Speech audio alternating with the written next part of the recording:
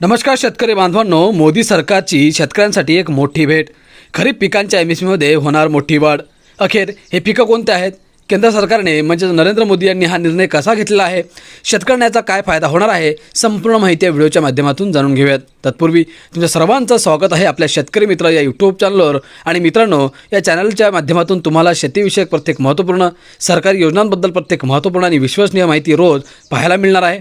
परंतु तुम्हाला जर ते माहिती रोज पाहायची असेल तर आत्ताच आपल्या शेतकरी मित्र या यूट्यूब चॅनलला सबस्क्राईब करा. तर चला ही सविस्तर माहिती आपण जाणून घेऊयात. शेतकरी बांधवांनो, देशातील कोट्यावधी शेतकऱ्यांसाठी केंद्र सरकारने मोठा दिलासादायक निर्णय घेतला आहे. केंद्रीय मंत्रिमंडळाने 2026 आणि 27 हंगामासाठी किमान आधारभूत किंमत वाढवण्यास मंजुरी दिली असून यामुळे शेतकऱ्यांच्या उत्पन्नात वाढ होण्याचा मार्ग मोकळा झाला आहे.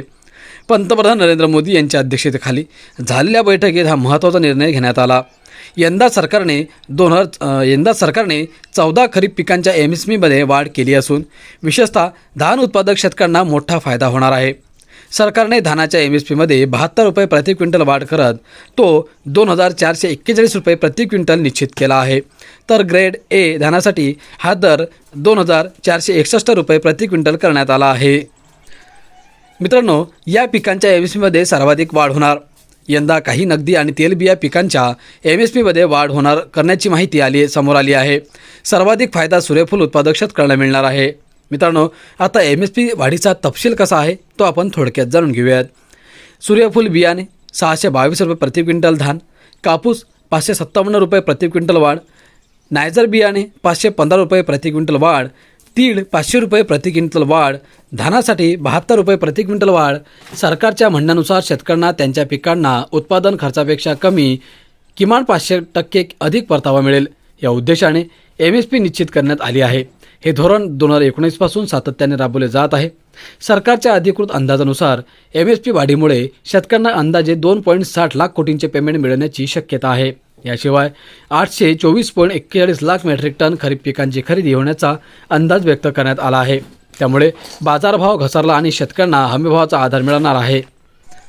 शेतकरी मित्रांनो, मंत्रिमंडळाचा आणखी एक मोठा निर्णय देखील घेण्यात आलेला आहे. शेतकऱ्यांसाठी एमएसपी वाढीसोबतच केंद्र सरकारने 37,500 कोटींच्या कोळसा वायुकरण योजनेलाही मंजुरी दिली आहे. या योजनेमुळे भारताचे परदेशातून आयात होणाऱ्या नैसर्गिक वायू, मिथेनॉल आणि अमोनियावरील अवलंबित्व कमी करण्याचा प्रयत्न केला जाणार आहे.